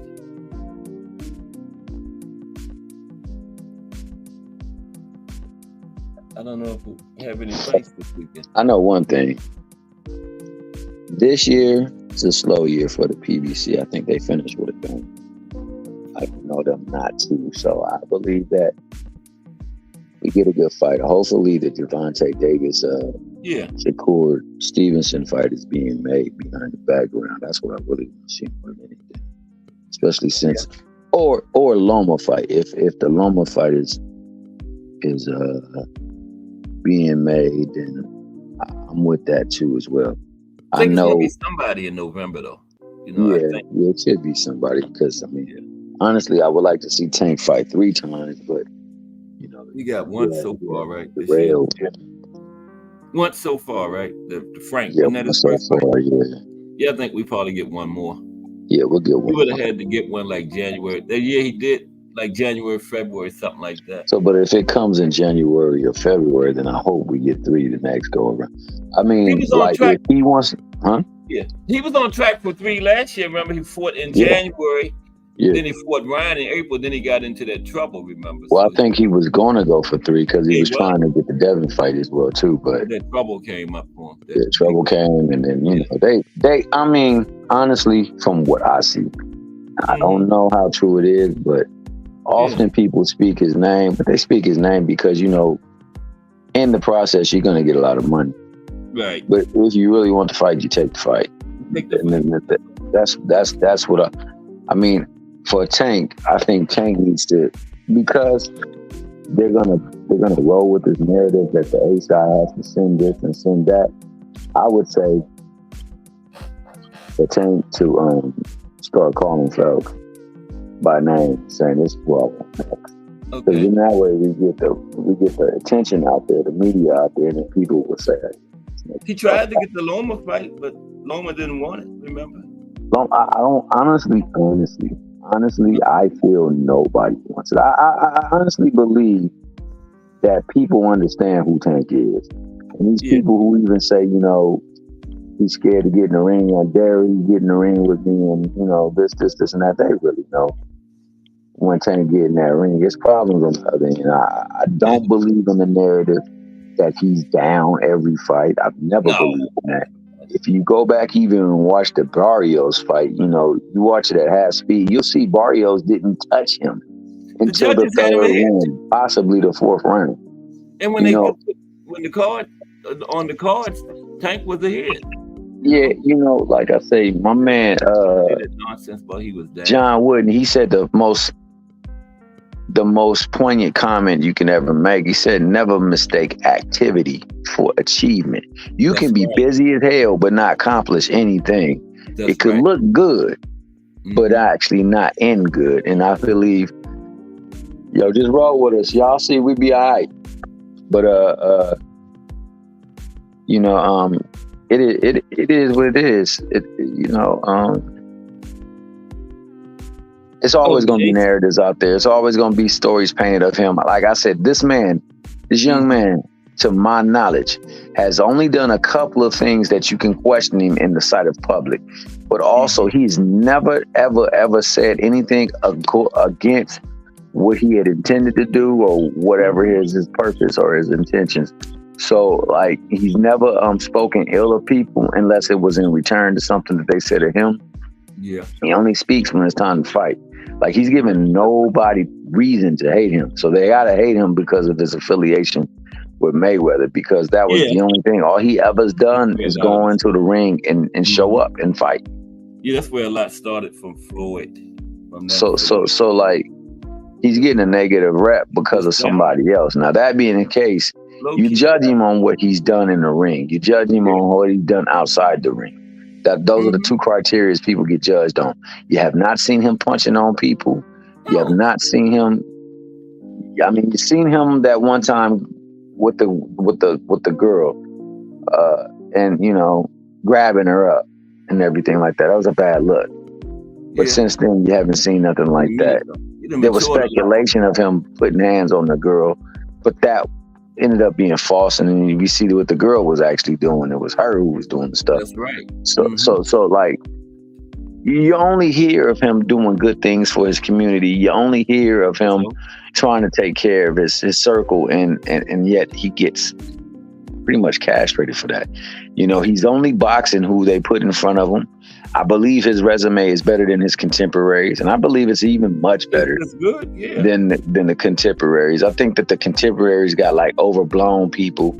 I will give like one of his contemporaries props because he fought, or a couple of them props because he fought certain people. But like, if he fought them certain people, they would knock it. Yeah. Just like when he fought Ryan Garcia, they knocked it. But when Devin fought him, it was a big fight. Right. It got to make sense to me. You know, Yes. Loma's a bad fight for Tank, yet you make the fight with Loma, then it's a great fight. So I got to understand, like, that means that you hold Tank to a different level than everybody else. And if you hold him to that level, then I'm fine. I still got Loma at number 3 at lightweight behind Tank and Shakur. Then Loma. I have it that way too. I don't see anybody handling him. And you know, I think the Loma Shakur fight would be a good fight. I don't believe the Loma Tank fight will be a good fight. But honestly, man, I don't see anybody at that division handling the Tank or giving him a good fight. I mean, just being honest, I think that all of them end in knockouts. Yeah.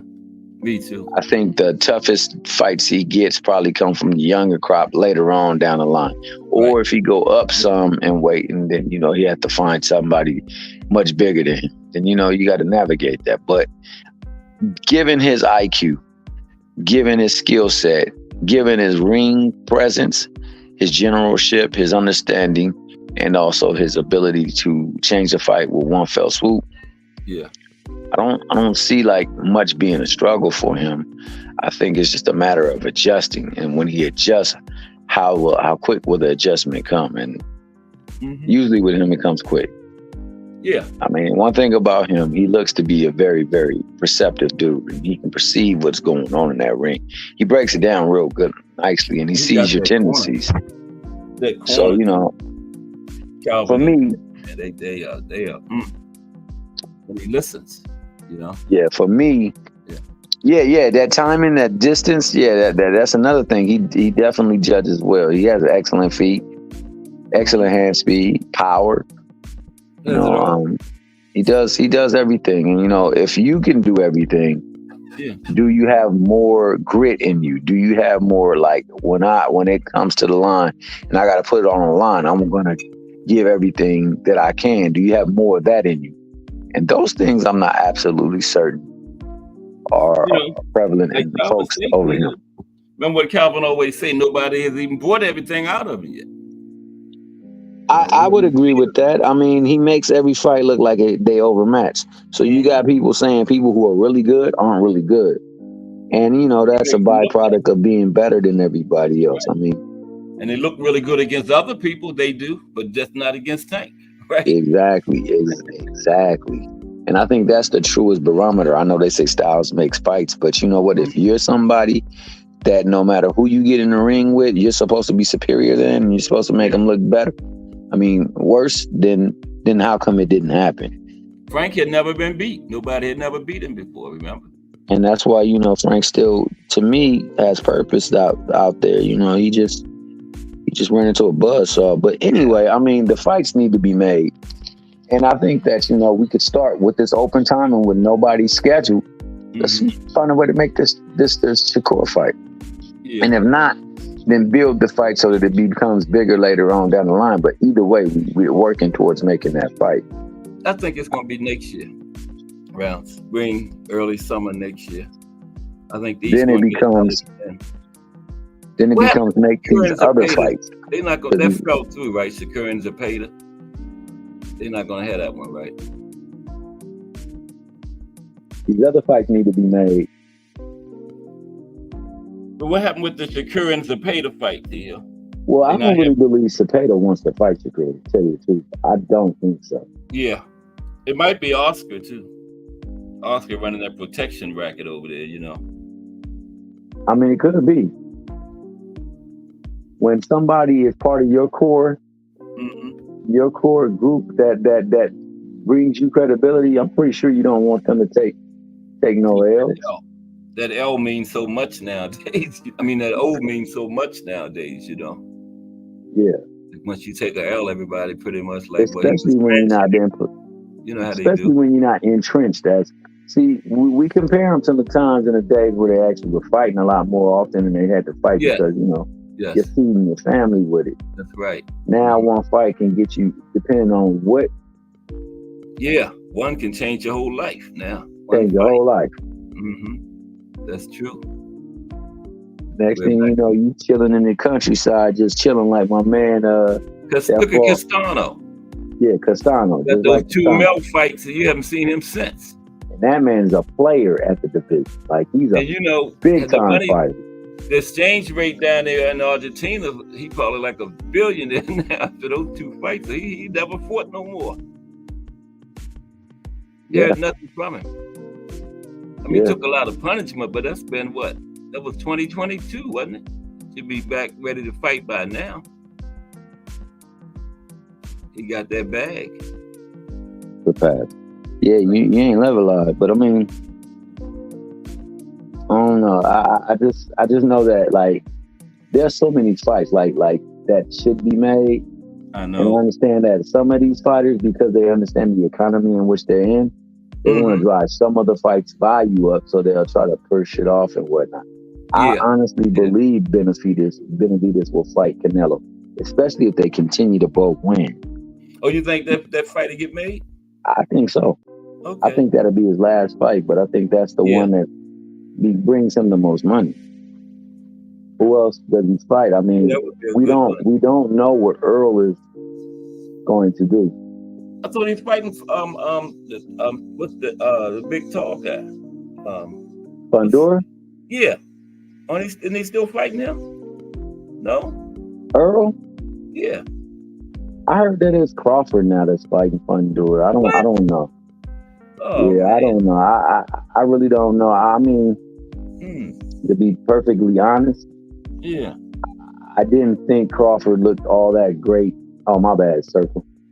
I didn't think Crawford looked all that great in his fight. But, that being the case, Crawford is still a draw no matter what, as far as like being a player. So, and on top of that, there is the look that he had against Spence. Yeah. Now, which Spence that was and things like that, we gotta be cautious with, because like he did not look good against Benjamin. He didn't look good against Ugas for a good portion of his fight until he snapped up out of it. Earl, okay. Yeah. But Crawford went up, and that 7 pounds looked like it made a difference. Fighting a bigger guy and everything, and that power, didn't come up with him. It definitely looked like it made a difference. Yes. Undoubtedly, I mean, you can see the impact. Like, it looked like the shots that were being taken on his end were a little bit harsher than the shots he had to take. Yeah. I mean, the shots that the opponent had to take. Majimov also looked like he was able to push back on him, but Crawford did good the last couple of rounds. So, if people gave him a fight off of that, I wouldn't be upset with that. At the end. But I know it was a close fight until that point. Very close. And, Very for a person who I thought it was going to be a knockout, I was sadly mistaken. But like I said, I placed a lot of stock in what I saw, because I couldn't for the life of me fathom that, he would make Spence look like Spence didn't even belong in the ring. I know, man. Honestly, that's what he did. He made Spence look like Spence didn't belong. Like they was on different levels, didn't he? But you know what? And those weight classes make a difference. Look at Benavidez when he went to 75. He couldn't get this guy out of there easily, remember?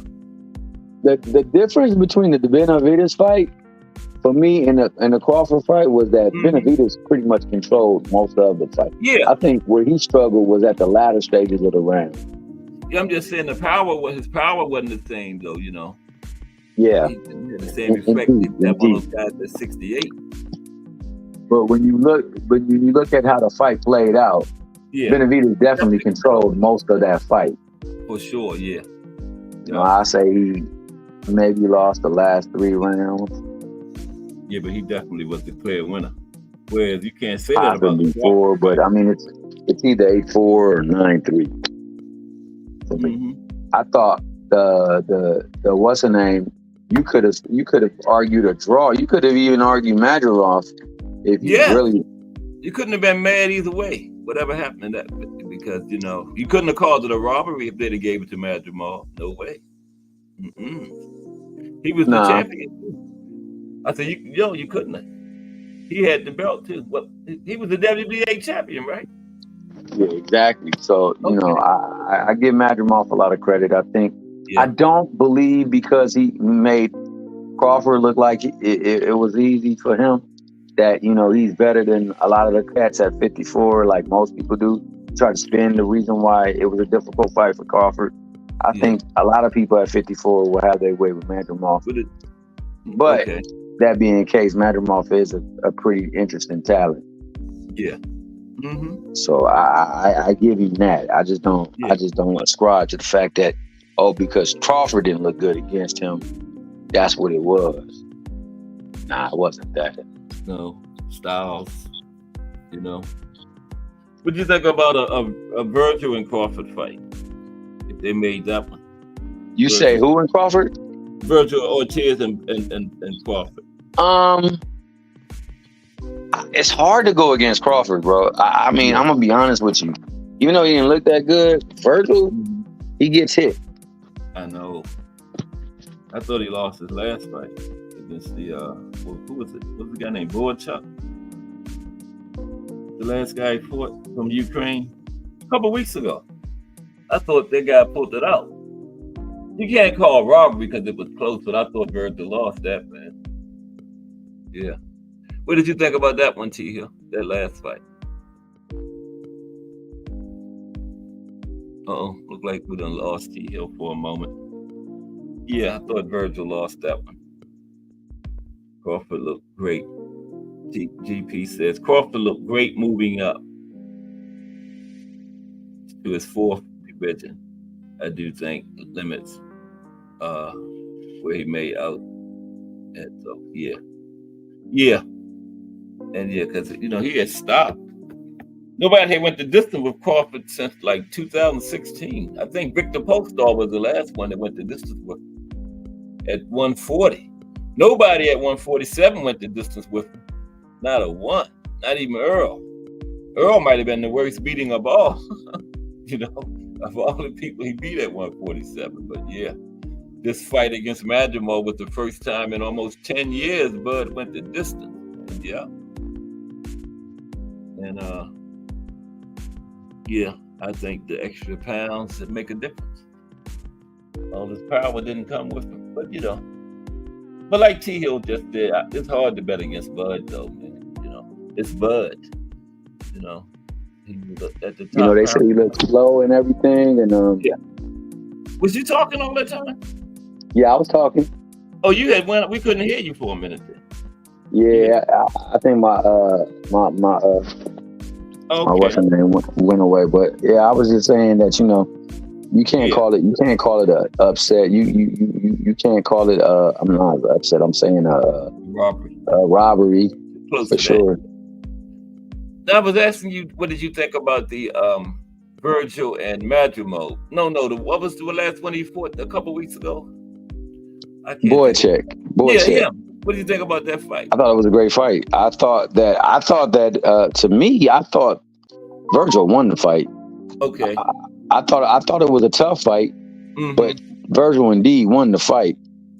I thought that he did more in the fight than did Boychuk, but I thought Boychuk definitely came to fight and gave him everything he could ask for.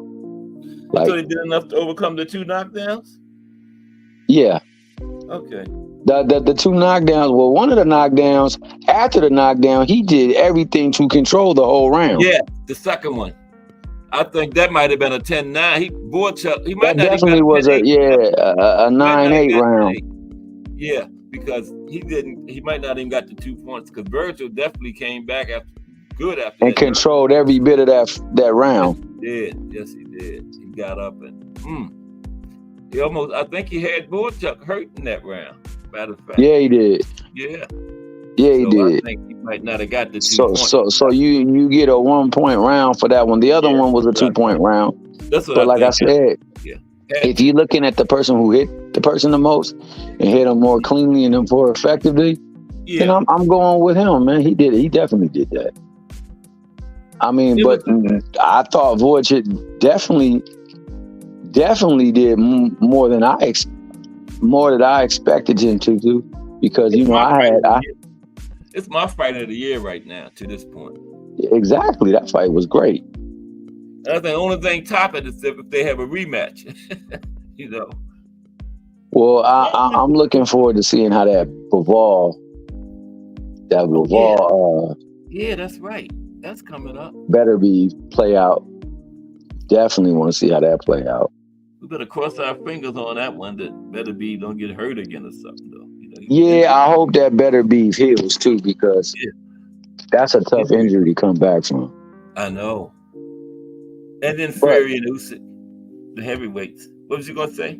You said it's a tough injury to come back from. yeah, it's a tough injury to come back from, but that dude also has a higher level of testosterone. Yeah. So I'm pretty sure he heals on a different level. Yeah, that's true. That's true. He is different. But they both train fierce, man. Both of their training, if you look at their training regimens, both of them are fierce.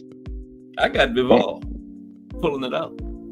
Yeah, I know a lot of people feel Bivol. I just don't. I just don't know, man. Like, Better Beeve is so damn sneaky with how he gets things done. And it's so sudden and it's quick, and it's like it doesn't require very much movement.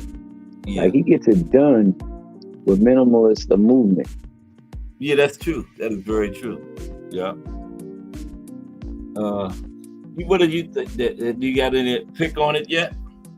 The way You say what? Do you got any kind of opinion on who's going to win it yet?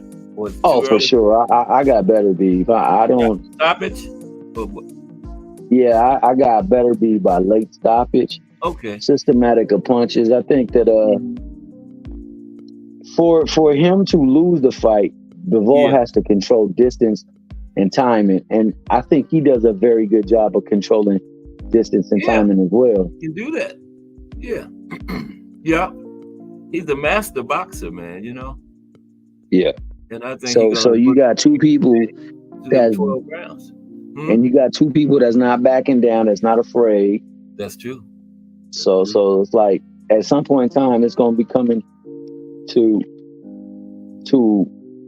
who's got more oomph in them, and that's what I want to know. Who definitely has more oomph in them? Because I know Bivol was able to fluster Canelo. I mean, he won that fight because he was able to disrupt his timing. Yeah, and take his shots, because he pounded on his arms, man. And usually, when you pound, if you look at that Charlo fight, Charlo was affected by him pounding on his arms, shoulders, and things like that. But Bivol got that discipline and that toughness to say, yeah, you can have this, but when you're done, I'm coming back with mine. Yeah. And you're not stopping mine. So, he has grit. So I wouldn't discount him. I just think that, Bivol has to do that for 12 rounds, whereas not so much for Better Diaz. I think Better Diaz can, with one punch, change the course of the fight. Oh yeah, no doubt about that. And there's always, man, I mean, if you don't believe in that, even though it was a robbery, and I stand on it. Which one? Chavez beat Mildred Taylor because of that punch that can change the trajectory of the fight. But it was they shouldn't have stopped the fight with the amount of time. They should not have, and I'm going to always maintain that. The damage, if damage was done, it was already done. What was it, 2 seconds? What more can you do to 2 seconds? At the very most 3. But you might as well let that play out. The man winning on all the cards. You gonna stop the fight with that little bit of time left? No, man. No, that was definitely corruption. That was crazy. I remember that. He got a couple of gifts because Pernell Whitaker pretty much washed him, and they called that a draw. Remember, Pernell Whitaker and Chavez. Yeah, that too. That wasn't no draw. That too, because Pernell Whitaker was supposed to have. I mean, your boy was supposed to have figured out the slick style. That's what they were broadcasting and advertising. But Pernell Whitaker beat him. He outpunched, outlanded, and knocked Oscar down, and he lost that fight amazingly. I know. Amazingly. And was the champion. And was the champion. Yeah. You know. There was another one, a guy named Ramirez. They had 2 fights, and they were like carbon copies of each other. They gave the first one to Ramirez and the second one to Whitaker. It looked like just like the same fight. Yeah. I don't know what those judges was looking at, man. It was crazy. Yeah. People definitely, man, they don't know how great. They don't know how great Pernell Whitaker was, man. Truly a great fighter. He could stand right in front of you and make you miss in the pocket. Not even move his feet, just move his upper body. You know, and you couldn't hit him. And literally be right in front of him. Yeah. Like truly, the only fighter I've seen that does what they say these now fighters do. Mm-hmm. I've never seen somebody be right in front of you as often as Pernell was and get hit as less as he did. Like he clearly was a defensive wizard up in that ring. Yes, like I said, his footwork, it was impeccable both on offense and defense. A lot of times, a lot of people's offensive footwork may be superior, but the defense lacks. Mm-hmm. But not him though. He was astute on both ends, and you could see it in the way the fight played out. He literally just was light years better than people in that ring, and his footwork was just fun to watch. He was fun to watch him fight. It was worth it. Just watching him, man, move around, and the generalship and everything he had, man, he was just, yeah. Okay, T Hill, it's that time again. Oh, it is that time. All right, then. Well, always a pleasure, my good man. Always. The pleasure's all mine. Oh, and I got to send you that money. I don't know if I... Oh, that's right. Did you ever send it? I didn't even check. Yeah, I didn't send it because I had something going on with Cash App, so... Okay, cool. We gonna get it to you somehow, some way. It's for the raffle? Yeah. Okay. Well, yeah, we got to October 12th, you know. Oh, for sure. Yeah, definitely. Yeah. But yeah, like, I don't know. I mean, them Kenichi Bears I might claim, but anything else, them 3 first prizes, man. Those 3 ain't no second or third. All 3 of those are first prize. Yeah, for sure. Prizes, wow. It's a step up for sure. Mm-hmm. Yeah. You got anything else for the good people before we get out of here? Oh no, that's it. Just JBT coming together, doing some great things. Giving you what you need, and that's just boxing talk. You don't need nothing else but just boxing talk. And opinions matter. You know what I'm saying? You can have your opinion as long as you're not disrespectful. We gonna rock with it because that's what makes for great debate. Yeah. It wouldn't be right if everybody had the same opinion, man. You know, that wouldn't be right. That's what makes it fun. The different opinions. You know.